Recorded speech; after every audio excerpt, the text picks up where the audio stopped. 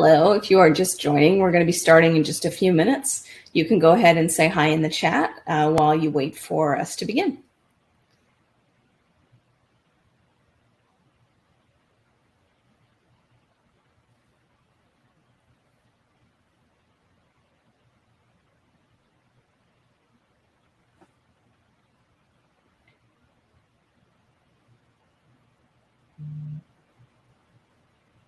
So for those who are just joining, we're going to wait a couple minutes to get started, give everyone a chance to log on.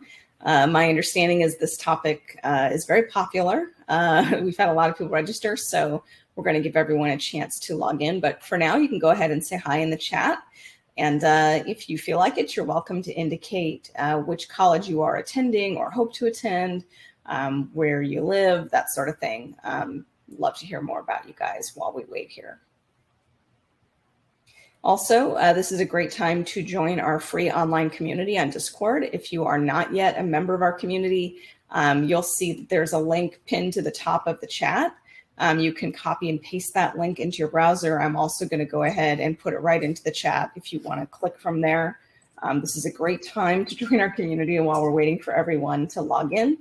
And this is free for you, and you don't have to be a member of Scholarship Owl yet, but there's lots of tips and resources and information in our community, and we run lots of fun contests and have other activities in there as well. We're also currently recruiting for campus ambassadors.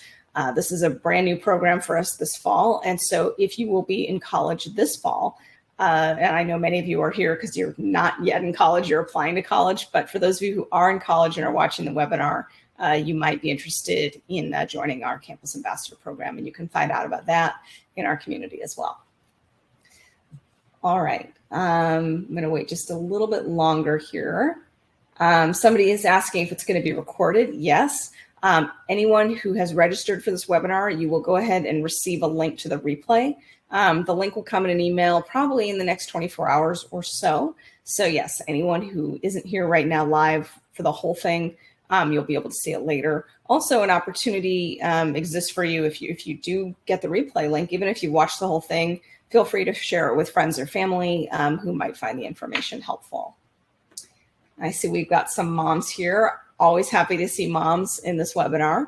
I'm a mom myself of 2 college grads, so very excited to see you all here. And of course, for the students who are here as well. All right. I'm going to go ahead and get started because I think I've given people enough time to log in, although I expect some more stragglers are going to be coming on board. So I'm going to go ahead and get started. My name is Jen. I'm with Scholarship Owl. And what we're going to be talking about today is everything you always wanted to know about applying to college. So this webinar is really geared for students who are high school seniors right now, or younger high school students who are planning ahead for when they're applying to college, and also for current college students who maybe are considering transferring, or even if you're, graduating from college and thinking about going to grad school. It's not going to be as applicable for students going to grad school, but there's certainly information in here that will be helpful for you.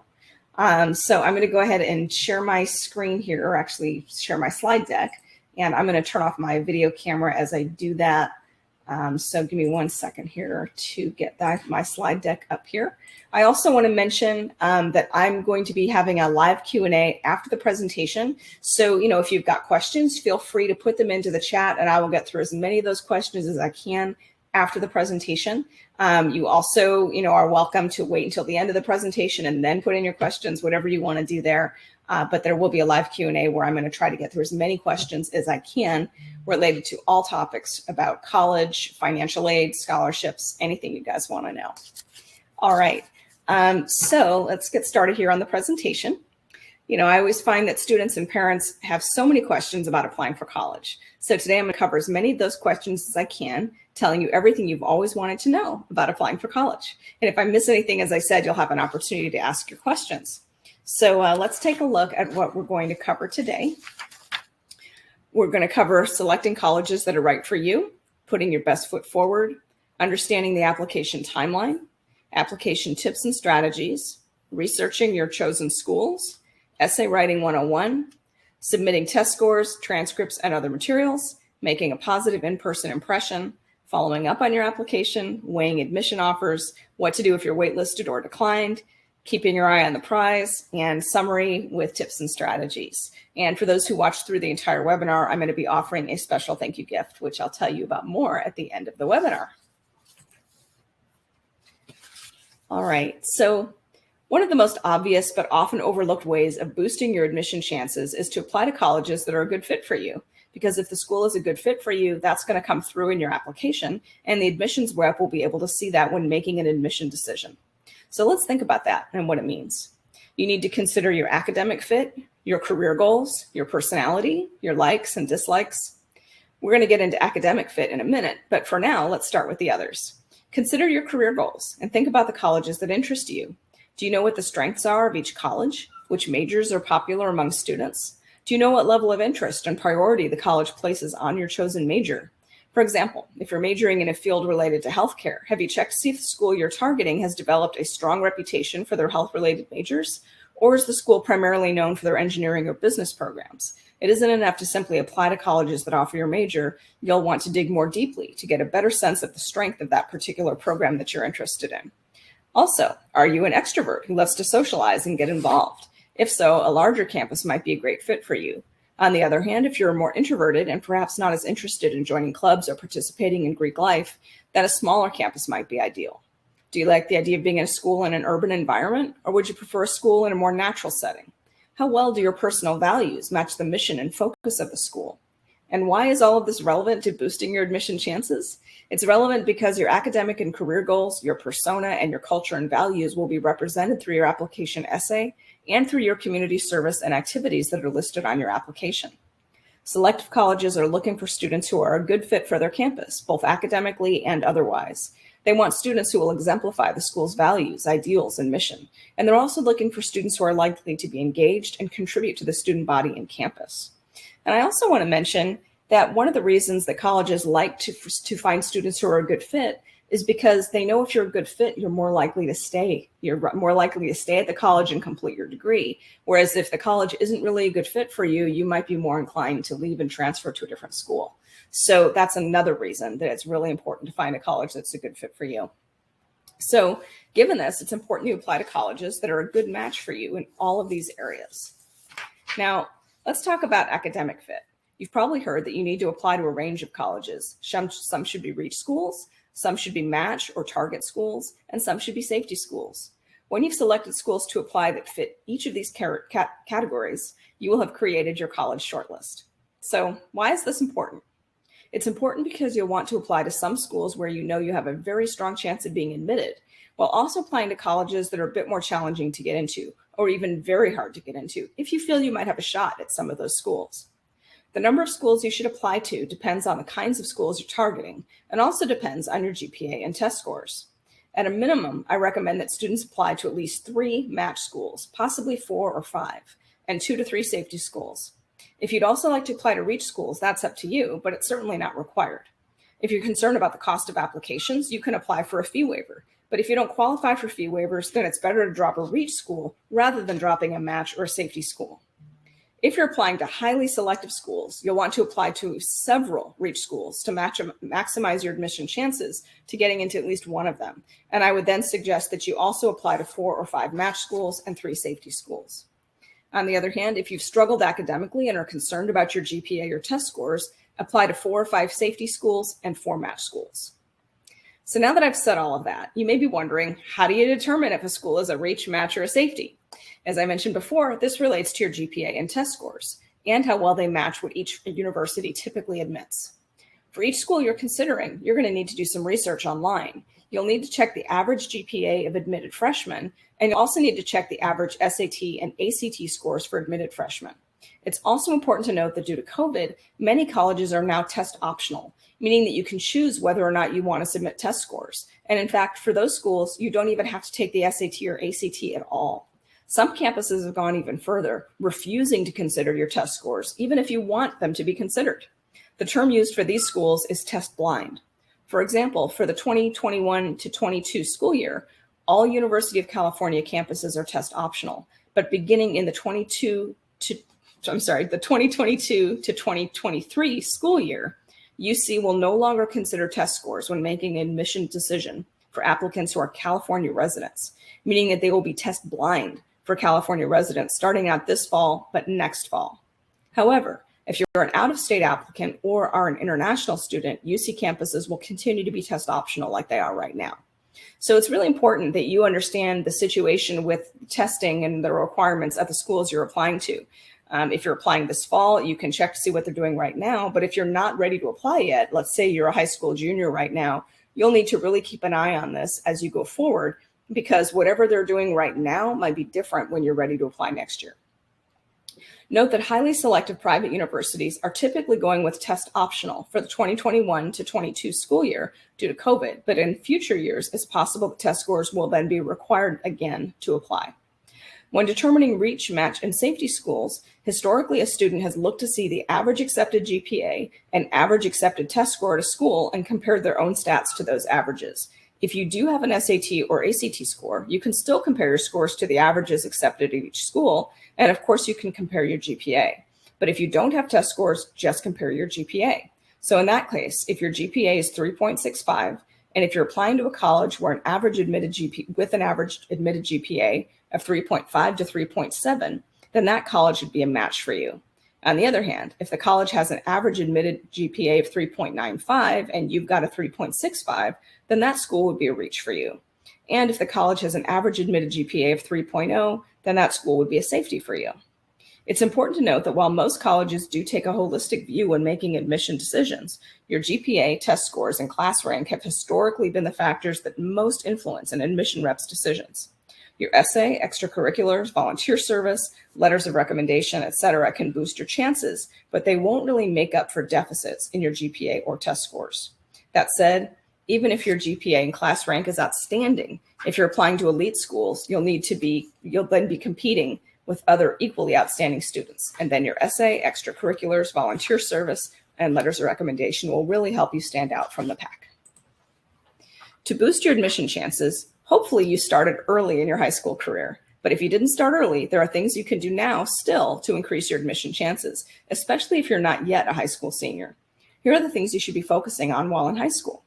Doing everything you can to have a strong GPA. This means taking notes during lecture, studying for quizzes and tests, doing any required reading, doing classwork and homework, and turning everything in on time every time.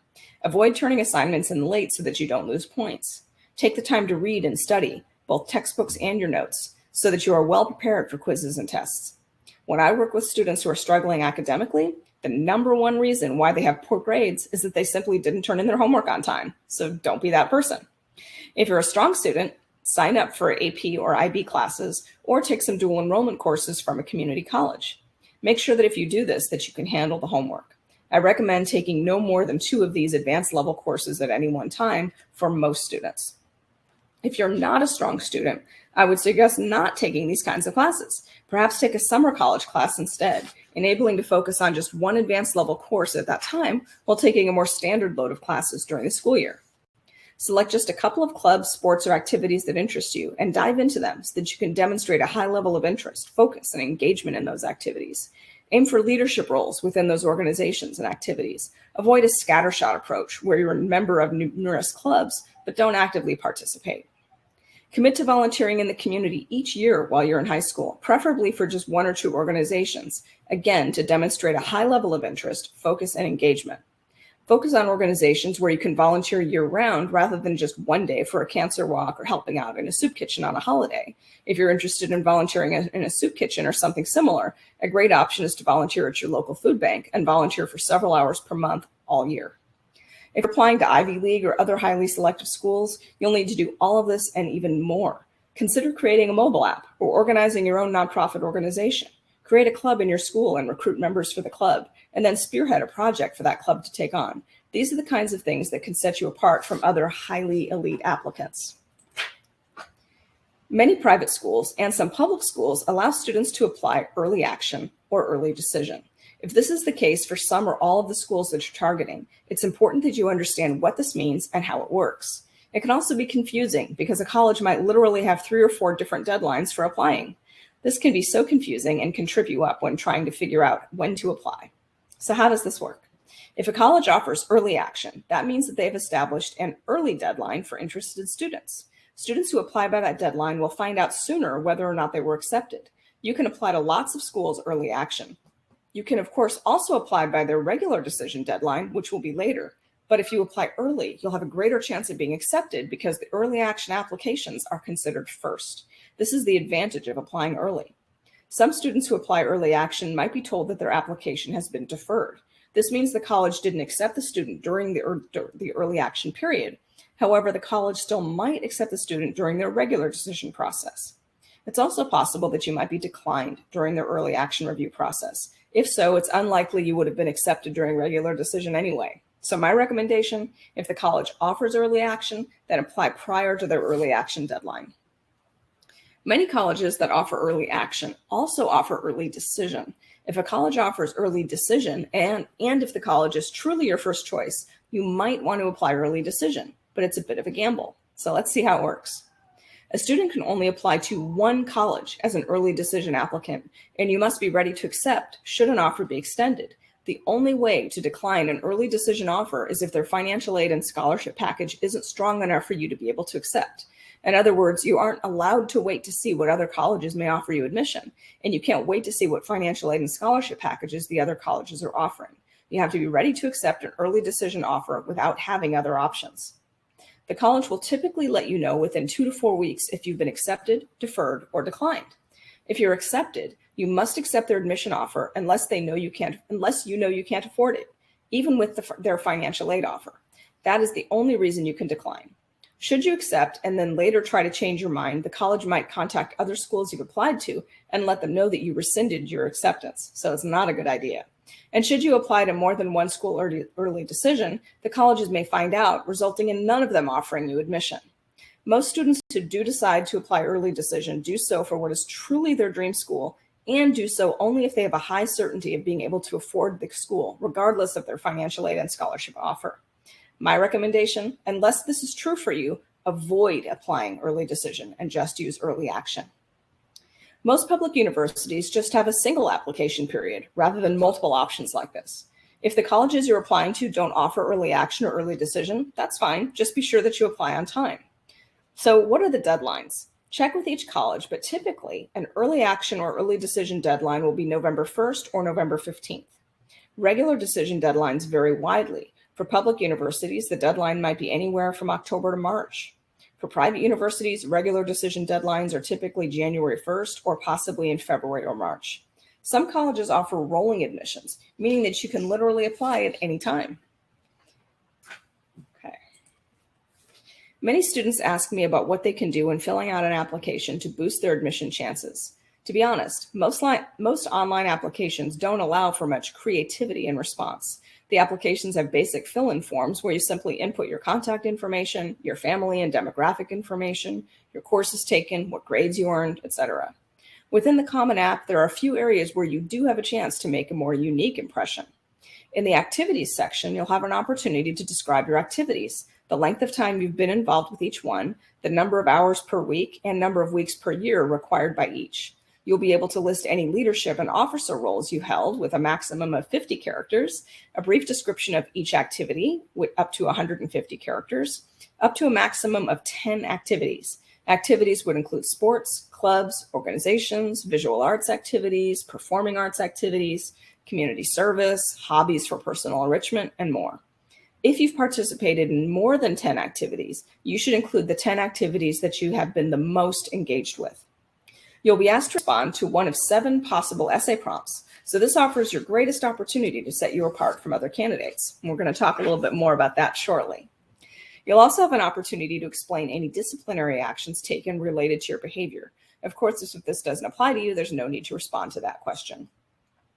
You'll have an opportunity to provide any additional information not reflected elsewhere in the application. This is your opportunity to present information that could positively influence their admission decision. And like the essay, there is a 650-word limit. You aren't required to put anything in this section, but if you have things that are relevant that you haven't already discussed in your application or essay, it's worth including them here. For example, you might have special circumstances related to your family or your upbringing, challenges you've overcome personally or academically, unique achievements, honors and awards, special talents or abilities, activities beyond the 10 that you listed in the activities section, etc. So here are some of the examples of the kinds of things you might want to discuss in this section. Extenuating circumstances that had an impact on grades, test scores, and the ability to participate in activities. This could be medical issues, a loss in the family, financial hardship that impacted your focus, learning English as a second language, moving or changing schools, anxiety, disabilities, and more. On the other hand, you might use this section to talk about special projects, research, creation of a mobile app, creation of a nonprofit, putting together an inaugural fundraiser for a club, and more. Do not use this space to essentially write another essay, and do not list information you've provided elsewhere. Some colleges might have supplemental questions that you'll need to respond to, and you may have opportunities to showcase yourself there as well, depending on the information requested. Some colleges also may have supplemental essay questions in addition to the main essay question required by the Common App. So if this is the case, you'll be able to impress them with your responses to these additional essay questions. It's important that you research each university you're applying to, especially the more selective universities. What are they looking for when making admission decisions? Most universities will have this information right on their website. Taking the time to do this is important, as having this information will enable you to not only make sure that the university is a good fit for you, it will also enable you to tailor your application content and essay response based on the knowledge you've gained about the school. You may think that all universities are looking for the same things in a student, and I suppose in general that may be true, but it's the nuances and the way that a college describes what they're looking for that can give you important clues. For example, Yale University has a page on their website specifically dedicated to what they're looking for. One of the things they say is, 2 questions guide our admissions team: who is likely to make the most of Yale's resources, and who will contribute most significantly to the Yale community? Harvard University application reviewers ask themselves questions as well. Some of them include, have you reached your maximum academic and personal potential? Have you been stretching yourself? Do you have reserve power to do more? Do you have initiative? Are you a self-starter? What motivates you? What sort of human being are you now? What sort of human being will you be in the future?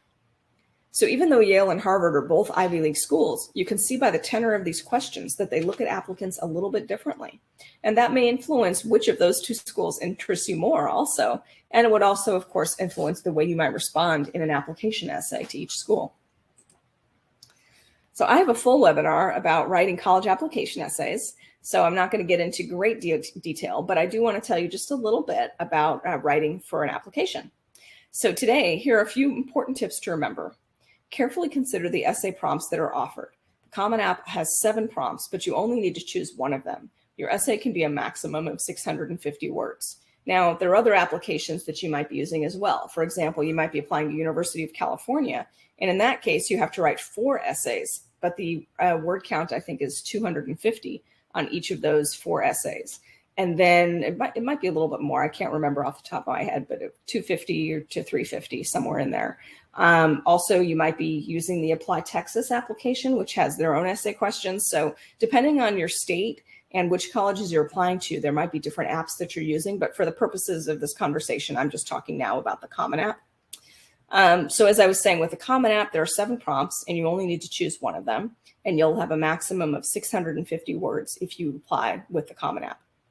You'll want to spend time carefully considering all of the essay prompts that are available to you. You're going to jot down notes about what type of essay you could write in response to each of the available prompts. Once you've done this, you'll be better able to gauge which essay prompt offers you the greatest opportunity to showcase your unique background, experience, and talent. Choose a topic that enables you to dig deeply within yourself and that inspires you to share details and/or an anecdote from your experience. Admission reps want to get to know you, and the more you can share of yourself and the more connected you are to what you're writing about, the more you're going to be able to pull the reader into your writing. And this is what you want to do. If you're a student who has had to overcome significant barriers, you might want to choose a topic that lends itself to that, enabling you to discuss the personal or academic challenges you've experienced and how you've overcome those challenges. But if you're a student who hasn't had significant barriers, then it's best to choose a topic that enables you to expound on your achievements. So once you've selected your essay prompt, it's time to create the outline. You're going to start by copying and pasting the essay prompt on the top of the document so you can easily refer to it. Next, create a rough outline similar to the way you've created outlines for essays in school. Once your draft outline is complete, you'll want to review what you've written and think about what makes you unique. Consider your academic abilities, your skills, talents, volunteer service, extracurriculars, and more. What are you going to be majoring in? How might your major impact what you write about in response to this prompt? Consider your personal background and challenges you've encountered and overcome.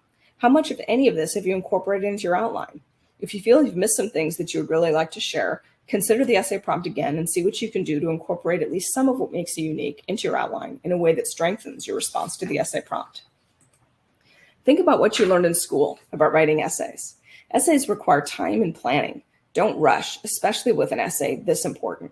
After starting with an outline, you'll proceed to writing your first draft. Then you'll review and edit your essay in a second round and do it again for a third round, and possibly a fourth or fifth round if needed. Bottom line, don't start your application essay the night before it's due. When writing your essay, be sure to show, not tell. This is really important. The best way to do this is by sharing details and examples that demonstrate your passion and connectedness to what you're writing about. If you're struggling to write in a way that shows you are emotionally connected to your subject, it may be that an alternate essay prompt might work better for you, and that will enable you to demonstrate your connectedness to what you're writing about. A UC admissions consultant with a blog called Ask Miss Sun said it this way in one of her blog posts. Follow the format of, this is what I want you to know. This is an example showing you what I want you to know. This is what I just told you. So think about that as you're working on your application essays. Always follow the word count requirements. So if the maximum word count is 650, don't go over that number. And be sure to have at least 2 adults check your work and give feedback. Edit as needed, taking the feedback into consideration. But remember, this is your application essay, and it should be written by you, not a parent or college counselor. Before you submit your essay, be sure to confirm that your essay has appropriate spelling, grammar, and punctuation, and double check to be sure that you stayed within the required word count. Next, you want to make sure you submit all supplementary materials and documentation that the colleges need, and that you do so by the application deadline you're going with, whether that's early decision, early action, or regular decision for each school. This will typically include transcripts from all high schools and colleges attended, exam scores. So even if you don't have to submit exam scores this year for COVID, you might have other exam scores. And students often don't realize that the official scores need to be sent directly from the test company. So if you simply self-report your scores on your application, or if your scores are on your high school transcript, that's not sufficient. You'll need to request that scores be sent by the test company. So if you've taken the SAT entrance exam or AP exams, you'll want to request those scores be sent directly to the colleges through the College Board website. Same goes for ACT. If you're going to be submitting an ACT score, you would need to log into your account on the ACT student website and request your scores be sent. And then, as I said, because schools are now often test optional, you can decide whether or not you want to send those scores. However, even for schools that are test optional, if you've taken AB, IB, CLEP, or DSST exams that earned you college credit, you should still request that the scores be sent to the colleges you're applying to, because if you don't send your scores, they will not award you the credit that you might have earned by getting passing scores on those exams. Also, submit scores for other exams if applicable. SAT subject exams, for example. If you're a grad student, that could be the GRE, GMAT, MCAT, LSAT, etc., and TEFL for international students. Most selective colleges require that 1 to 3 letters of recommendation be submitted, and these are often submitted electronically directly by your recommenders. Make sure to give your recommenders plenty of notice so they have time to write up your recommendation and so that they get them in on time. It's always best to let your recommenders know before you input their email address in the Common App, because what happens is the moment you input their email address, the recommendation request is sent to them. So it's much better if you can approach those professors directly and ask them if it would be okay if you list them as a recommender for yourself. Some colleges also, as I mentioned, require supplemental essays. If this is the case for any of the colleges you've applied to, be aware of the deadlines and start working on your essays well ahead of time so that you have the opportunity to write and revise as needed prior to submitting them. Have you applied to a visual arts or performing arts major? If so, you may need to prepare and submit a portfolio or prepare for an audition. Be sure you understand all that is required and give yourself plenty of time to prepare and submit your portfolio or audition. One of the best ways to ensure that you stand out is to visit the school in person and to make direct connections with people who might have impact on admission decisions. This is particularly important for any private or out-of-state universities you're applying to, as these schools tend to weigh in-person visits more than an in-state public university. To ensure you make the best impression you can, you'll want to plan your visit in advance. With COVID, some colleges might not be conducting tours the same way as they have in the past, and there may be limitations on what you'll be able to do during a campus visit. You also might not be able to bring guests on campus with you, so it's important that you verify what's possible and schedule your visit accordingly. I highly recommend that you and anyone who visits with you be fully vaccinated and bring proof of your vaccination status with you to campus. If you and your guests are vaccinated, you might have greater access and options. Here is how I would recommend that you structure your visit, with the understanding that COVID protocols may make some of these ideas not possible. But hopefully some or all of them will be, depending on when you're actually doing your campus visit. So first of all, take a campus tour. Try to schedule to have a private tour if possible, rather than the standard group tour. You might also ask to have a tour guide from someone who's actually in your major. Schedule an appointment with a faculty member from your chosen major. To schedule, you'll want to call the department office for your major and let them know what day you plan to visit. Ask who would be the best person to meet with from your department and ask for his or her email address and office number. Then contact the faculty member directly to ask if he or she can meet with you on the day you'll be visiting. Audit a class. When you call the department office to ask who to meet with, you could also ask if you can sit in on a class that will be taught that day. The department office can typically arrange that for you. Ask what time the class will be meeting so that you can be sure that you don't schedule your tour or your meeting with the faculty member for that same time slot, and ask where the class will be meeting on the campus. If possible, see if you can meet with someone from the admissions office. Depending on the size of the campus and their protocols, this might not be possible, but it is worth asking. Of course, if the college requires an interview as part of the admission process, then you can try to schedule to have that interview happen while you're visiting. Schedule an appointment with someone in the financial aid office, especially if you're targeting private colleges, so that you can try to get a sense of what type of financial aid and scholarship package might be possible for you. On the day of your college visit, be sure to dress appropriately and have a positive attitude. Project confidence the best you can, even if you're nervous. With COVID, it can be a bit awkward when greeting someone. In the past, it would be customary to shake hands with confidence, but now handshaking isn't recommended. Instead, make eye contact and smile warmly and say, "So nice to meet you," or something similar. If it feels awkward to have your hands hanging down by your sides, don't leave them hanging. Enter the room with something in your hands or your arms so that it's easier to refrain from extending your arm for a handshake. Also, while you're on campus, of course, be sure to talk to some students who are there and let them know you're considering attending. Ask for their opinion. What do they love about the school? What do they wish was different? It's really important to both track your application and to follow up on it. So what does this mean? Be sure to read all college emails in entirety and follow the instructions provided. Most colleges will email you to ask that you set up a portal account for them, and many will also ask you to create an email address just for their campus. In most cases, you can arrange to have your college emails forwarded to your personal email, which I highly recommend that you do. You'll also need to check each portal for messages, changes to your application status, requests from the financial aid office, and more. I would recommend doing this at least twice a week initially, and then as you get closer to when colleges start making their decisions, you're going to want to check all of your portals every single day. Be proactive in reaffirming your interest in attending. For example, send an updated transcript after your fall grades come in, and send an email to the admissions office to alert them. If you have something new and exciting to report, and if that might positively influence their admission decision, be sure to share that with the admissions office as well. This could be an award you've received since you applied, or perhaps the project you were working on is now complete and you can describe the results and success of the project. Make sure your email is relevant, brief, and positive, and close with a confirmation of your desire to attend their school. In most cases, you'll first receive admission decisions either in your portal or via email. Each college might also send you notifications in regular mail, but the first notification is likely to come electronically. As you receive admission offers, carefully review them to find out when you need to make a final decision and to see if you're also being offered financial aid or scholarship. If so, be sure to read the terms and conditions for receiving the financial aid and scholarships that have been offered. Before making any decisions, be sure you've received all admission offers from the colleges you're most interested in, and also compare and contrast financial aid and scholarship offers. If you are waitlisted for any schools that interest you, make sure you follow the instructions for remaining on the waitlist. In most cases, the colleges will not automatically put you on the waitlist. Usually you have to formally accept before being added. If you're declined admission from one or more schools that you feel you really would like to attend, consider appealing the decision and contact the admission office to find out how. Note that appeals are rarely granted, but if you feel you can make a strong case for why they should admit you, it may be worth pursuing. I personally know of 2 students who got into their first choice school through the appeals process, so it definitely does happen. But don't feel that you must appeal. Perhaps one of the schools that accepted you is a great choice. Consider that before deciding whether or not to appeal. If you aren't offered the level of financial aid and scholarships you feel you will need to attend a school that interests you, Appeal the financial aid offer and see if you can get more. Contact the school's financial aid office to find out how, especially if this is a private university. You might consider asking for a video call rather than just a phone or email so that the financial aid advisor can make a more personal connection with you. Private colleges will often increase your merit scholarship offer to persuade you to attend the school if you simply ask.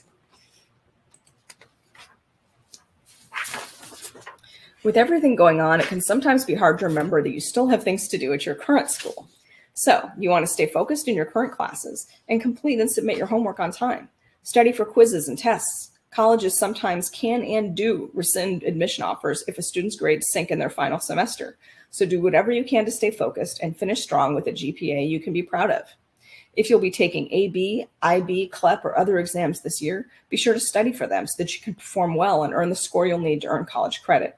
These kinds of exams are especially important because you have an opportunity to earn enough college credit that could possibly enable you to graduate college sooner, translating into significant cost savings. Some students who have earned a significant amount of credits this way are actually able to graduate college in 3 years instead of 4, literally reducing their college costs by 25%. So take these exams seriously and work hard to earn the credit you deserve. Make sure to request that your scores are sent to the college you'll be attending. Gear up for graduation and celebrate as the school year comes to a close, but make sure to celebrate safely and refrain from participating in school pranks or rule breaking that could impact your ability to participate in senior graduation activities. So, in summary, you want to select the colleges that are the right fit for you, both academically and personally.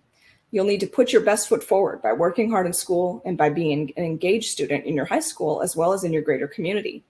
Understand the application timeline.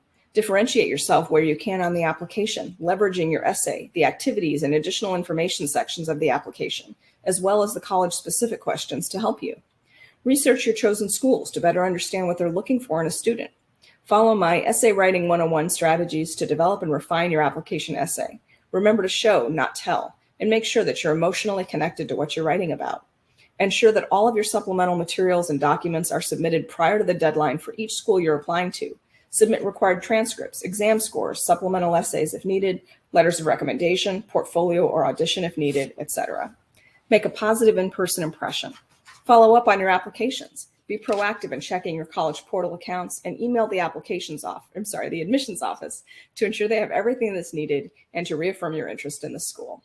Don't give up if you're waitlisted or declined. If you don't receive the financial aid offer you had hoped for, consider appealing the decision. Keep your eye on the prize and work hard up until your high school graduation. All right, so we're going to have some questions in just a moment. You can go ahead and input questions into the chat that I can respond to. And I also want to mention that as a thank you for attending this webinar, we're offering a planning tool so that you'll be able to boost your admission chances. So this is my Boost Your Admission Chances checklist. It's an invaluable tool you can use to make sure you're doing all you can to increase your chances of getting into your first choice college. So we'll be sending you a link to that along with a link to the replay after the webinar is over. I'm going to go ahead and turn off my slide deck and put my camera back on. All right, let me turn off my slide deck. 1 second. Okay, so I'm going to be looking at the chat and to see what kinds of questions there are. Let's see, one moment here. All right.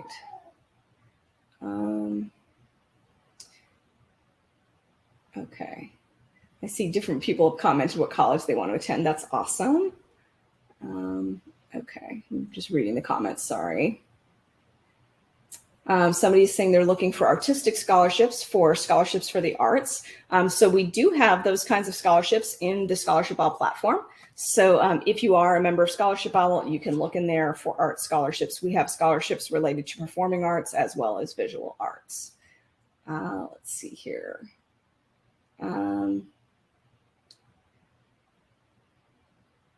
Let's see, somebody is an international student from Canada interested in the medical field, trying to find scholarships that they might be eligible for a student in the United States. So again, in the Scholarship Owl platform, we have scholarships for everybody, whether you are a US citizen or you are an international student or you're undocumented. If you're a high school student, we have scholarships for you. If you're a grad student, so whatever your scenario is, we likely have scholarships for you. And I won't go into great detail here because we're talking more about applying for college, but I'll just say that if you do join Scholarship Owl, you can apply to all of the scholarships that are in your match list. So, you don't have to worry about which ones should I apply for from your database, because we're going to match you based on your profile. So if you've got 200 matches in your database that are for you, and when you're joined Scholarship Owl, you can apply to 200 scholarships because they're on your match list. So hope that clarifies. Let's see, people are asking again about if there could be a recording. Yes, there will be a replay recorded. Does this presentation and webinar also apply to transfer admissions? Obviously, as you heard from watching it, it's more geared to high school seniors that are applying to college, but most of the information is also applicable to transfer admissions. Are fee waivers available for international students? Not typically, but certain colleges might offer fee waivers, so it's worth asking the colleges that you're considering if you can get a fee waiver to apply. I'm an international student who is willing to transfer and find full scholarship in the medical field. Wow, we have a lot of international students today. So first of all, I just want to mention a lot of international students are interested in getting what they call a full ride scholarship or a full tuition scholarship.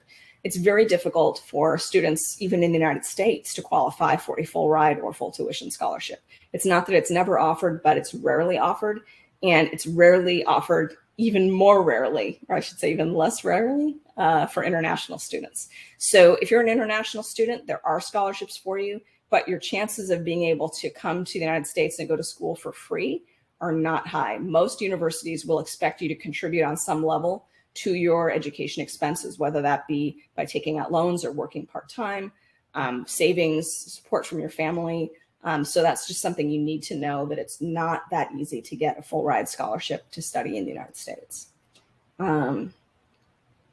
Okay. Somebody's asking, how can I get a full scholarship to a college as a transfer student? So that really depends on your academics and your background, right? So when you apply to scholarships, there are different kinds of scholarships you can apply for. You can apply for scholarships that are local in your community. You can apply to external scholarships like what we have on our platform. And then you can also apply to scholarships directly through the university.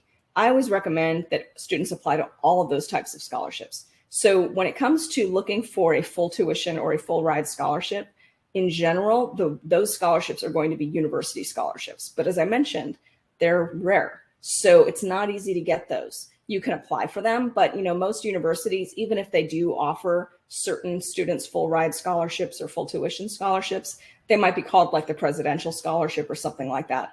Usually they're awarding those scholarships to just a very small number of students. So you might get other scholarships if you don't get the full ride you're looking for. So you might get a $5,000 scholarship or a $2,500 scholarship or whatever, but you might not get the full ride from the university. But that is, if you want to try to get a full ride or a full tuition, that's where you would apply, is to the university scholarships. Let's see here. And everybody's asking about a recording. Yes, there is a recording. You'll get it via email and it'll be a link, so it's really easy to access. Let's see here. What if I'll be a freshman spring 2022, but want to transfer to another college? So, you can start in one school and transfer to another. You just need to figure out where you want to transfer to and follow the transfer guidelines in terms of the application deadlines. Also, you want to make sure you have the required number of units to transfer. Depending on where you live and what state you're in and what colleges what college you're attending and what college you'll be transferring to, the requirements are different. So for example, I live in California, and if you want to transfer to a public university in the state of California, you can only transfer if you've already got 60 college credits. So a lot of students might think to themselves, well, I'm just going to go to community college for maybe a year and then I'm going to transfer. But you can't do that in California. If you want to go to a California state or UC school, you have to have at least 60 credits before you transfer. But not every state works that way. So you need to look at the guidelines for your own particular state as well as the college you're applying to. Somebody's asking, early action isn't binding. That is correct. Early decision is binding. Early action is not binding. Okay. How do I know which colleges use the Common App? Well, most private universities do use the Common App, and also many public universities will accept it as well. The easiest way to do that is to go on the college websites where you're applying to see what kind of applications they accept, Or conversely, you could go on the Common App website and see the list of colleges that accept their application. Okay. Is it worth it to submit an art portfolio if your major isn't related to art? No, unless you're applying for a scholarship related to art and the school has said, even if you're not an art major, you can apply. There's no other reason to submit an art portfolio if you're not majoring in art. Yeah. What's the word count for the essays? Again, for the Common App, the word count is 650, but if you're using a different kind of application, the word count is going to be different. Are there ways to visit colleges for free? So as far as going onto the campus, walking onto the campus, getting a tour, all of those things, that's free. But getting to the campus is something else, right? So if you are driving, you'll have to pay for your gas. If you're going to be staying overnight, you'll need to stay in a hotel. There are some universities historically, some private schools that sort of try to recruit students by saying, hey, come and stay for a night or something and we'll treat you really well, stay with another student on our campus. So there are some private schools that have done that. But with COVID, I don't know if those protocols are still in place right now, even for the colleges that did that. Most public universities didn't do that anyway. So it was typically only the more selective elite private schools that would do that. But with COVID protocols, they might not be doing that right now. Is there another video or webinar about going over the essay writing in depth? Yes, we do have that. I did an essay writing webinar just a couple months ago. I do it a few times a year. Does early admission selection apply to transfer students? I don't know exactly because it's really more of a high school, senior in high school situation, but you should check with the colleges you're applying to see if they have early deadlines for transfer students as well. I'm a Canadian citizen. Is it better for me to just do my undergrad and grad school in Canada or in the US? FYI, I did start and will finish high school in the US. Well, that's interesting. So if you're a Canadian citizen but went to school in the United States, it's a little unclear to me just from this brief description if you're also a US citizen. So, you know, I think that kind of matters as well. But in general, if you are living in the United States, you are considered to be a US resident if you're here legally. So it may be possible for you to go to college in the United States and pay in-state tuition and so forth. But your situation is a little unique. So that's something that you should investigate a little bit further. And again, it will depend on if you're an international student studying in the United States or if you're a US citizen studying in the United States. How many supplemental essays are there usually? That's a great question, but it really depends on the college. Some colleges don't have any supplemental essays. So you're going to want to check each college website for the colleges that you're interested in. What is the best way to win scholarships, especially with those with no essays? What a great question. So first of all, I have a few answers to that question. The best way to win scholarships is to actually take the time to apply. So many students don't apply to scholarships at all, or they apply to 1 or 2 or 3 scholarships, and then they get upset if they don't win a scholarship. Well, if you're hardly applying to any, then your chances of getting any are going to be much smaller. So take the time, put in the effort and the energy to apply. Now, the best chance of winning no essay scholarships, there's different kinds of no essay scholarships. On the Scholarship Owl website, we've got lots and lots of scholarships that do not require an essay, but they often require something else. So maybe it asks you to do a social media post and to do a hashtag and a tag, and so that you can be considered for those scholarships. Maybe it asks for a video. Maybe you're asked to submit a survey. So there's different kinds of scholarships that do not require an essay, but that still allow you to differentiate yourself to boost your chances of earning that scholarship. If you're talking about a no essay scholarship where it's strictly a lottery draw, where all you do is click apply and you don't have to attach anything, there's no requirements, those are super easy to apply for. I highly recommend that you apply for those as well, but your chances of earning those scholarships are going to be much lower than the ones where you actually have to do something to differentiate yourself. Well, why is that? That's because a one button apply kind of no essay scholarship might have 20,000 or more applicants. Whereas a scholarship that requires an essay or that requires video or something else, you might be competing with less than 100 people for that scholarship. So, you have to think about it as a math problem, right?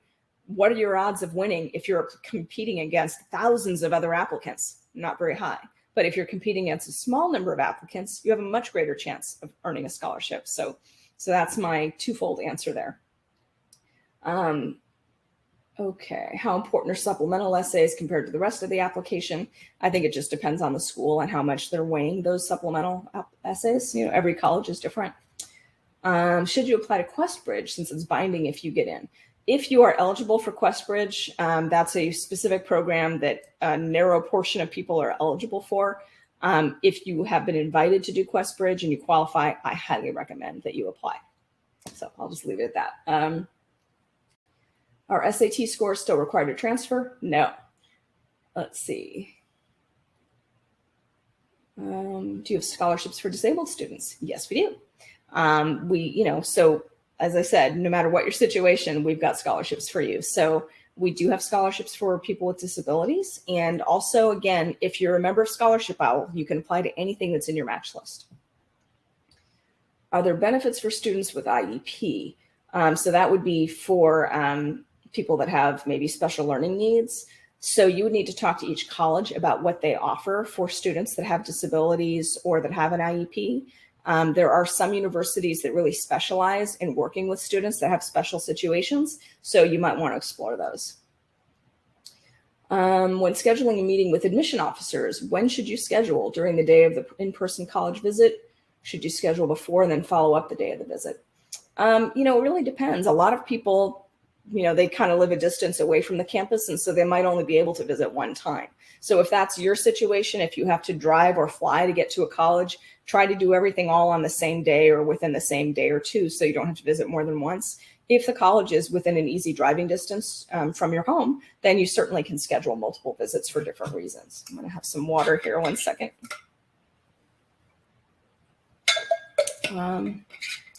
Where are your in-depth essay writing tips?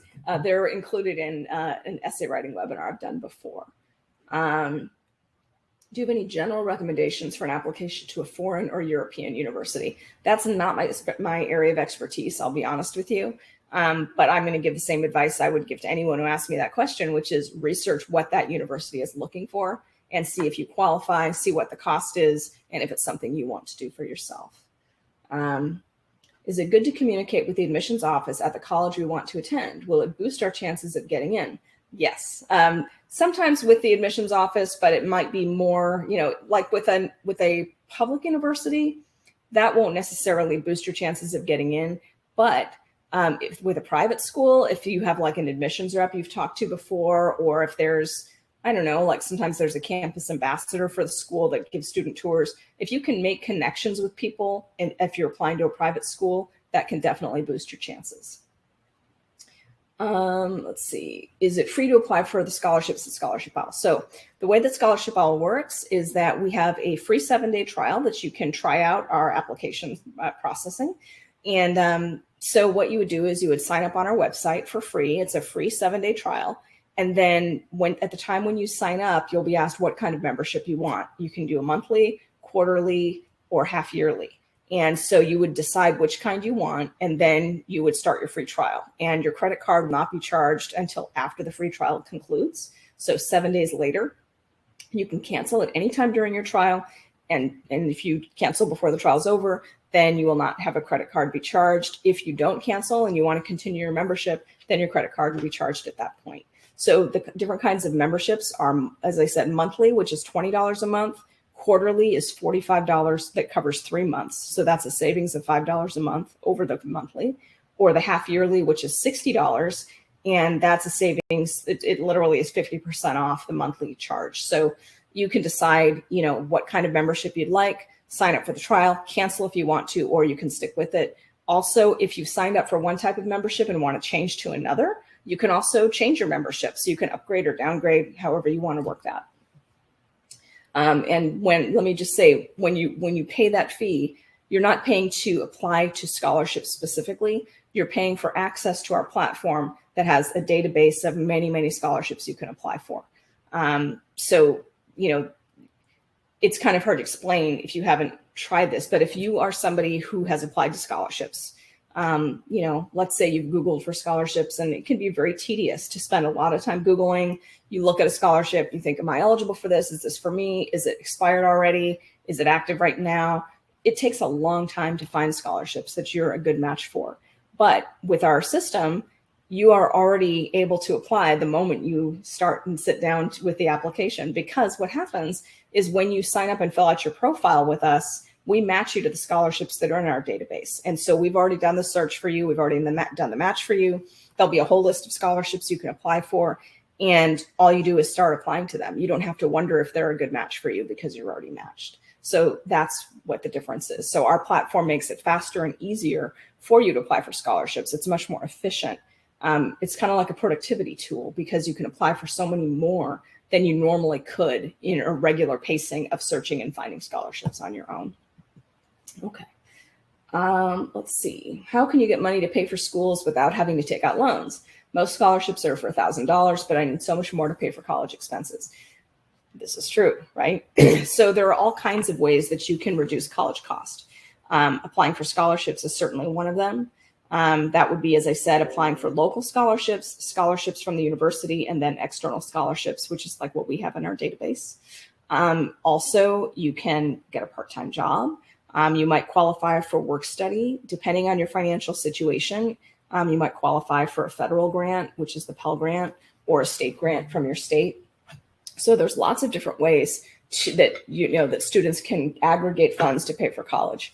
And of course, parents help also as well. So not always, not every student is in that situation, but most people have to aggregate funds from a variety of sources to be able to pay for college. You can also save money by starting at a community college, getting your first 2 years done, and then transferring, and that can save a significant amount of money.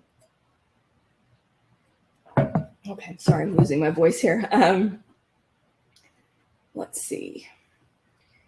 Assume you can only apply to university scholarships once you've been accepted. No, that's not true. Actually, the moment you apply for a university, you should look to see what their scholarship deadlines are and start applying to those university scholarships right away. Because sometimes the deadline for the scholarship will come before they make an admission decision. Okay. What should I do if my personal statement is a story about my past, but sounds like I made it up? Do you recommend I change it? It's an interesting question. Without knowing what your situation is, all I can say is I recommend that students be honest and authentic in what they write, not that you make something up. So if your story is real, then write about it in a way that makes it come across as being real and authentic, and you're going to be fine. What about an automatic scholarship from a public university? So some universities do give automatic scholarships for different reasons, maybe for certain test scores or maybe for certain GPA. And often the universities, when they do that, they will post that information on their website. So you'll be able to look right away and see if you qualify for certain automatic scholarships. Okay, how is GPA calculated for international students? You can find that information online. You can actually find GPA calculators that will convert for international students. Okay. Where can we access the essay writing webinar? That's a great question. I will see before I end the webinar, I'll try to find an example of that online so that I can pass it on to you guys. Is it true that if a student took AP classes in high school or college, the university is able to offer general courses in your major? I'm not sure that if I understand it exactly as written, but I think I know what the question is. So if you obtained a score of 3 or higher on an AP exam, or if you have passed a college course with a grade of C or better, when you start at a university, you can get credit for the exam that you have passed with a score of 3 or better, or from the college that you took a class at. Now, some universities will not accept a score of a 3 or better for an AP test. Sometimes they want a score of a 4 or better, or even a 5.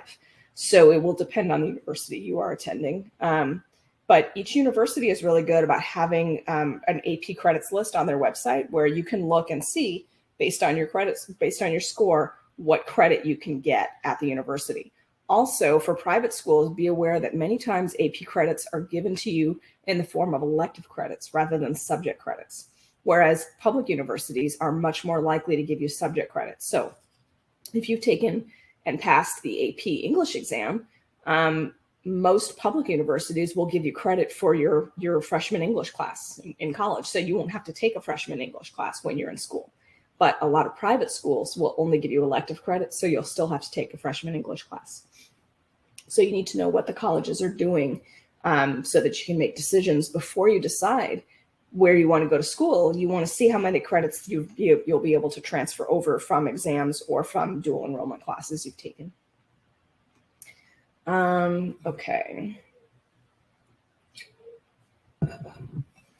Any scholarship websites you recommend? Obviously, I recommend Scholarship Owl. So there are others as well, but that's the one I recommend the most. Okay. If your GPA isn't the greatest, but has been improving throughout your high school years, do colleges look at that as signs of improvement? Yes, they do. So, and again, it depends on how the college determines the GPA. In some cases, colleges don't even consider freshman grades at all that you earned in high school. For example, in the state of California, public universities here do not count freshman grades towards your GPA. They only count grades earned in sophomore and junior year, and to a certain extent, the first semester of your senior year. But the most important years in California are sophomore and junior year. So it really depends on where you live and how that college and how your state determines GPA. Let's see here. Does having a lower ACT score but a high GPA, strong essay, will that hurt your chances of getting into college? So first of all, you're in a unique time right now where a lot of colleges are exam optional. So if you don't have an exam score that you are proud of, you can apply to those schools that do not require an exam in the current time frame because of COVID. So that's what I would recommend in your current situation. What if you failed the AP exam but did well on the AP College Board test? That's confusing to me because the AP exam is offered by the College Board. So if you mean if you failed the test but did well in school, you might still get the grade calculated in your GPA, but the actual exam, if you failed the exam, then you're not going to get college credit for the class. Okay. Many colleges don't require ACT or SAT scores, but do many scholarships require those? No, actually, some university scholarships do ask for test scores, but the kinds of scholarships we have in our system do not require ACT or SAT scores, and also most local scholarships do not require exam scores. Does doing AP courses give you an advantage over other applicants? It can. If you do well in your AP tests, or not AP tests, in your AP classes, if you do well, it can give you an advantage because universities like to see that students have challenged themselves with rigorous classes. So that can work in your favor if you've done well. All right. Let me see here. I think that's about it. And it's just as well because my voice is really going here. But I'm going to go ahead. If you give me just a minute, I'm going to try to find a link to one of the webinars that we did on essay writing. So hang on one second, everybody.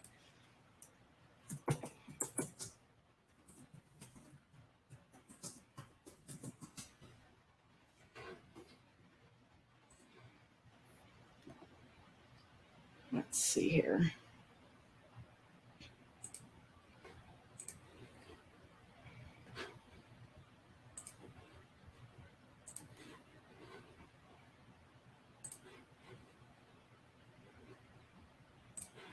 All right, I did find a link to it. So this is a webinar on essay writing. I'm going to put this in the chat here. This is a link to a replay, and it's on our YouTube. So you are not going to be able to do chatting and stuff. You won't be able to ask questions, but you'll be able to watch the webinar and get the information. So I just put that in there. As you all know, there will also be a replay link sent to you of this webinar that you're welcome to watch again, share with friends and family. You can join our Discord. The link is at the top of the channel. I just saw somebody asked, are 5 AP classes in your high school career with scores of 4 or 5 on the tests okay when applying to Ivy League schools? Yes, that sounds great. Now, be aware that there will be students that have even more AP classes than you. So it's not just about having a certain number of something. It's about the holistic way you present yourself in your application. So it's about your community service. It's about your GPA. It's about your exam scores. It's about your essay. It's about your activities and your extracurriculars. It's all of those things. And remember, even if you are an absolutely outstanding student, there are lots of other outstanding students that apply to Ivy League schools. So don't get caught up in only applying to Ivies. Apply as I said, to a range of schools, right? Apply to reach, match, and safety schools so that you have choices that are available to you. All right. Thank you guys so much. I hope you join our community. I'm going to go ahead and put the link to our community again in here as well. And thank you all for joining me today. And I hope this was helpful. Bye-bye.